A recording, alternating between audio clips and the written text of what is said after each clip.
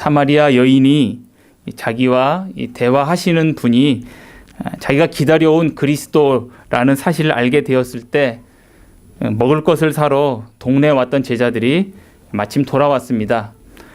제자들은 유대인이 상종하지 않는 이 사마리아인과 또 유대인인 그 예수님이 서로 대화하는 것을 보고 이상하게 여겼지만 오늘 말씀을 보면 그 제자들 중에 아무도 예수님께 그녀에게 무엇을 구하고 계시는지, 왜 그녀와 대화를 하는지를 묻지 않았다라고 합니다. 아마도 예수님과 사마리아 이 여인 간의 이 대화가 그 분위기가 너무 진지해서 감히 묻지 못했던 것으로 여겨집니다. 그때 마침 예수님과 사마리아 여인의 대화가 마쳤고, 그리고 사마리아 여인은 그 즉시 물동이를 버려두고 자기 동네에 있는 사마리아 사람들에게 그리스도가 오셨다는 소식을 전하러 갑니다. 그 사이에 이 제자들은 동네에서 구해온 그 음식을 차려 놓으면서 예수님께 드시라고 이렇게 권합니다. 랍비여 잡수소서. 그러자 예수님께서는 이 제자들에게 이제 의미심장한 말씀을 하십니다. 자, 32절 말씀 읽겠습니다. 이르시되 내게는 너희가 알지 못하는 먹을 양식이 있느니라. 예수님은 자기에게 제자들이 모르는 먹을 양식이 있다 하고 말씀하십니다. 제자들이 음식을 차려놨는데 그 앞에다 이렇게 말씀하시는 것입니다.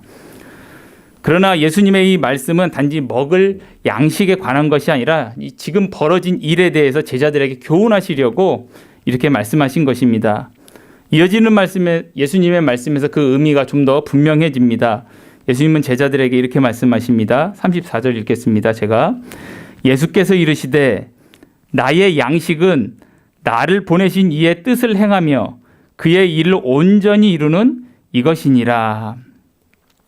여기서 예수님이 언급하신 이 양식이 무엇을 의미하는지가 드러납니다. 그것은 바로 나를 보내신 이의 뜻을 행하며 그의 일을 온전히 이루는 이것입니다. 예수님은 하나님 아버지께서 자기를 보내신 뜻을 행하고 또 하나님 아버지의 그 일을 온전히 이루는 것이 자기의 양식이다, 이렇게 말씀하십니다. 여기서 예수님은 이 양식을 이건 지규적인 의미로서 사용하셨다고 여겨집니다. 즉 하나님 아버지의 뜻을 받들어 그 일을 행하고 그 다 이루는 것이 예수님에게는 양식과 같다라는 의미로 말씀하셨습니다. 여기서 양식은 만족감 또는 어떤 즐거움을 나타낸다고 여겨집니다. 배가 고픈 사람은 식사를 하게 될 때 즐거워하게 되고 또 식사를 마친 후에는 만족해하는 것처럼 오늘 예수님은 나를 보내신 이의 뜻을 행하며 그의 일을 온전히 이루는 이것으로서 즐거워하고 지금 만족감을 느끼심을 말씀하는 것입니다. 그렇다면 여기서 예수님은 나를 보내신 이의 뜻을 행하며 그의 일을 온전히 이루는 이것에 어떤 점에 있어서 즐거움과 만족감을 느끼셨을까요? 예수님은 하나님 아버지의 뜻과 또 그분의 일 자체가 기뻤을까요? 아니면 하나님 아버지의 뜻을 받들어 그분의 일을 행하는 것이 하나님 아버지께 대한 순종이기 때문에 기뻤을까요? 시편 40편 6절에서 8절을 보면 다윗이 다음과 같이 고백합니다. 제가 읽습니다. 주께서 내 귀를 통하여 내게 들려주시기를 제사와 예물을 기뻐하지 아니하시며 번제와 속죄제를 구하지 아니하신다 하신지라. 그때 내가 말하기를 내가 왔나이다. 나를 가리켜 기록한 것이 두루마리 책에 있나이다. 나의 하나님이여 내가 주의 뜻 행하기를 즐기오니 주의 법이 나의 심중에 있나이다 하였나이다. 아멘. 이 시편 말씀에 따르면 하나님은 제사와 예물 그리고 번제와 속죄제를 기뻐하지도 요구하지도 않으신다라는 다소 좀 충격적인 그런 말씀이 나옵니다. 분명 하나님은 출애굽기, 레위기, 민수기를 보면 제사와 예물, 번제와 속죄제를 드리라고 명하셨고 그리고 이스라엘이 그렇게 순종했을 때 하나님 기쁘게 받으시는 것을 우리가 성경에서 봤습니다. 이거 하나님이 모순되는 말씀을 하신 것이 아니라 바로 하나님은 사람의 중심을 보시기에 그 마음에 참된 순종이 없는 그 외적인 예배 행위들, 그러니까 하나님께 대한 마음의 순종이 없는 그 예배 행위들을 그것만 하나님이 기뻐 받으시진 않는다라는 의미로 우리가 이해할 것입니다. 이러한 하나님의 뜻을 아는 다윗이 아까 시편 말씀 보면 이렇게 말을 합니다. 내가 왔나이다 이렇게 말을 했습니다. 이 말뜻은 마치 하나님 나를 바칩니다.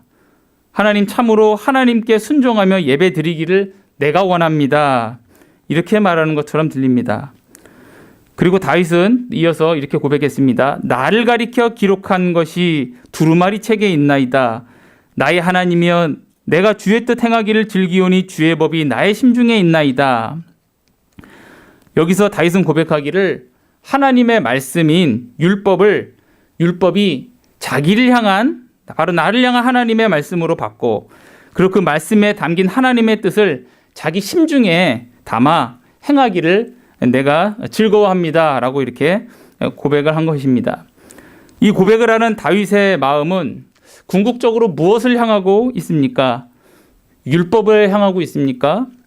물론 다윗은 율법을 즐거워하지만 그가 그것보다 더 근본적으로 즐거워하는 대상은 율법의 수여자시며 또 우리의 구원자이신 여호와 하나님을 지금 즐거워하는 것입니다.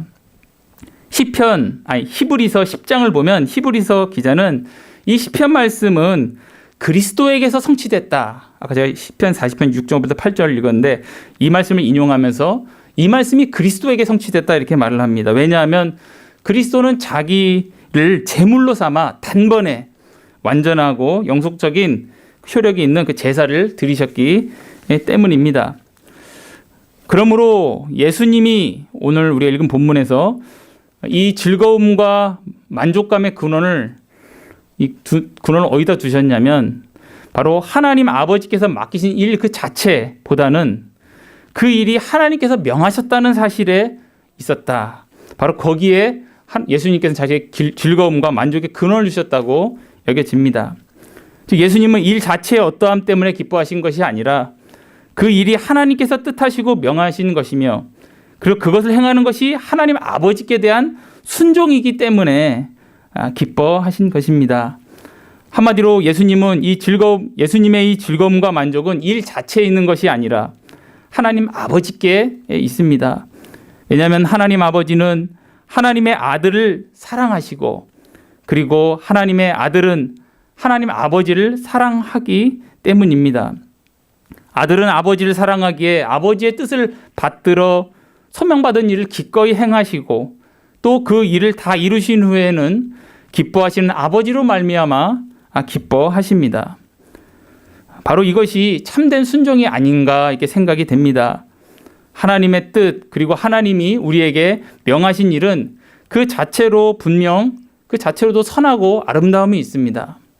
그러나 우리는 하나님의 뜻을 받들어 하나님의 일을 할 때 그 일 자체의 가치나 어떠함으로 말미암아 그래서 즐거움도 누리고 만족감도 느낄 수 있습니다. 그럼에도 불구하고 더 근원적이고 본질적인 즐거움과 만족은 그 일 자체에 있는 것이 아니라 그 일이 그리스도 안에서 우리에게 자비를 베푸신 하나님께 대한 순종이라는 점에서 그런 점에 그리고 하나님께서 그리스도 안에서 하나님께서 그리스도 안에서 우리의 순종을 기뻐 받으신다는 그 점에 있다고 여겨집니다. 우리는 일상에서도 이와 유사한 경험을 자주 합니다. 우리는 어떤 일을 할 때 그 일 자체가 주는 어떤 즐거움과 보람도 있지만 그것과 상관없이 그 일을 부탁하는 이와의 어떤 개인적인 관계 때문에 그 일의 가치를 우리는 부여할 때도 있습니다. 이처럼 우리가 하나님을 섬기는 데 있어서 즐거움과 만족은 그 일에 있는 것이 아니라 바로 하나님께 있습니다. 하나님이 우리의 기쁨의 근원이 되시니 우리는 그 하나님의 일을 기꺼이 하고 또 그 일을 하며 또한 기뻐하게 됩니다. 그렇다면 오늘 또 본문으로 돌아가서 하나님 아버지께서 하나님의 아들 예수 그리스도를 이 땅에 보내신 뜻, 그분께서 성취하라고 맡기신 일, 그거는 무엇일까요? 그건 아주 간단합니다. 이에 대해서 성경은 많은 말씀을 알려주지만 오늘 특별히 요한복음에서 핵심적인 몇 구절만 제가 제시하자면 다음과 같습니다. 먼저 요한복음 3장 17절입니다. 제가 읽겠습니다. 하나님이 그 아들을 세상에 보내신 것은 세상을 심판하려 하심이 아니요 그로 말미암아 세상이 구원을 받게 하려 하심이라. 아버지께서 아들을 보내신 그 뜻은 세상이 구원을 받게 하려 하심이라 라고 말합니다. 또 두 번째로는 요한복음 6장 39절인데 읽겠습니다. 나를 보내신 이의 뜻은 내게 주신 자 중에 내가 하나도 잃어버리지 아니하고 마지막 날에 다시 살리는 이것이니라. 하나님 아버지께서 아들을 보내신 그 뜻은 바로 하나님께서 택하신 백성들을 하나도 잃어버리지 아니하시고 다 얻으시며 구원하시며 그들을 마지막까지 지키시는 것입니다. 또 마지막으로 세 번째로는 요한복음 10장 10절입니다. 제가 읽겠습니다. 도둑이 오는 것은 도둑질하고 죽이고 멸망시키려는 것뿐이요 내가 온 것은 양으로 생명을 얻게 하고 더 풍성히 얻게 하려는 것이라 라고 말씀합니다. 예수님께서 오신 목적, 아버지께서 아들을 보내신 목적은 양으로 하나님 택하신 백성들 그들로 하여금 생명을 얻게 하시고 그들이 그 생명을 더 풍성히 얻어 누리게 하기 위함이라고 요한복음 안에서만 이렇게 찾아볼 수도 있습니다. 한마디로 하나님 아버지께서 하나님의 아들을 이 땅에 보내신 뜻은 죽은 영혼을 구원하기 위한 것입니다. 아주 간단합니다. 오늘 말씀을 보면 예수님은 하나님 아버지의 뜻을 받들어 그리고 구속사역을 하시기 위해서 오늘 피곤하신데도 또 식사를 못하셔서 굶주리셨음에도 불구하고 제자들이 또 그래서 음식을 갖고 왔는데 그 잡수시는 일을 잠시 미루실 정도로 이 한 영혼을 구원하는 일에 전념하시는 모습을 우리에게 보여주고 있습니다. 그래서 오늘 말씀에 그리스도는 사마리아 여인의 영혼을 얻으셨고 그리고 그로 인해서 또 즐거워하고 계십니다. 이렇게 택하신 자의 구원을 위해 전념하시는 예수님의 이러한 모습을 통해 우리는 큰 위로를 받을 수가 있습니다. 왜냐하면 하나님 아버지의 뜻에 따라 그리스도께서는 지금 이 순간도 우리를 위한 중보자의 직분을 신실하게 행하시기 때문입니다. 예수님은 이 땅에 계실 때도 오늘 본문처럼 잡수시기를 잊으실 정도로 하나님의 뜻에 따라 잃어버린 영혼 구원을 위해 신실하게 일하시고 또한 그 뜻이 성취하여 또 크게 기뻐하셨던 것처럼 지금도 그리스도는 하늘에서도 변함없이 우리의 구원을 위하여 신실하시며 또 우리의 구원을 이루시기를 기뻐하시기 때문입니다. 히브리서 2장 17절에 말씀하기를 그리스도는 하나님의 일에 자비하고 신실한 대제사장이 되어 백성의 죄를 속량하셨다라고 이렇게 말씀하고 또 이어지는 13장 8절을 보면 그러한 예수 그리스도는 어제나 오늘이나 영원토록 동일하시니라 라고 말씀하십니다. 이 신실한 우리의 대제사장이신 그리스도는 그때도 그러셨지만 지금도 그러하십니다. 우리에게 향하여 동일하십니다. 그래서 그리스도께서 하나님 아버지의 뜻에 따라 이 땅에서 죽기까지 순종하시어 우리를 위한 모든 의를 다 이루시고 지금은 승천하시어 그 다 이루신 의를 우리에게 중보하심으로 우리의 구원을 위해 신실하게 지금도 일하고 계시니 우리가 무엇을 두려워하고 우리가 무엇 때문에 우리가 불안해 하겠습니까? 하나님이 그리스도 안에서 우리의 아버지로서 우리를 불쌍히 여기시고 돌보시니 우리가 하나님을 의지하고 즐거워하는 것이 마땅하지 않겠습니까? 오늘 말씀을 통해 두 가지를 정리할 수 있습니다. 바로 예수 그리스도는 하나님의 일 자체 때문에 즐거워하신 것이 아니라 하나님 아버지를 즐거워하셔서 그 일을 기쁨으로 감당하셨다는 사실. 그러므로 또한 그리스도는 우리를 위하여 지금도 신실하게 중보하신다는 이 사실입니다. 우리가 이러한 은혜 가운데 있음을 믿고 그 하나님을 우리가 기뻐하는 가운데 다윗 고백처럼 내가 왔나이다 라고 우리도 고백하며 하나님이 기뻐하시는 뜻에 마음을 두고 하나님의 일 하시는 우리 모두 되기를 주 안에서 바랍니다. 기도하시겠습니다. 거룩하고 자비로우신 하나님 아버지, 오늘 주님께서 하나님 아버지께서 맡기신 일을 행하실 때에 그 일 자체도 고귀하고 아름답고 선하지만 무엇보다 하나님 아버지께서 맡기신 일에 대한 순종이며 또 아버지의 일이기 때문에 기뻐하셨고 그것을 또한 양식으로 삼으며 만족하셨음을 우리가 보며 또한 그 열매가 우리인 것을 또한 알며 저희들 또한 그 은혜를 누리며 또한 우리도 우리 주 그리스도 또한 다윗이 고백했던 것처럼 내가 왔나이다. 나 자신을 그 은혜 가운데 또한 드리는 저희들 되기를 원합니다. 언제나 저희들 이 은혜가 저희에게 항상 중보되고 있다는 사실 잊지 않게 하시고 그러므로 언제나 감사 찬송하게 하시고 그 열매로서 언제나 우리 자신을 또한 하나님께 기쁘게 드리는 우리 되게 하여 주옵소서. 감사를 드리오며 살아계신 예수 그리스도의 이름으로 기도 올리옵나이다. 아멘.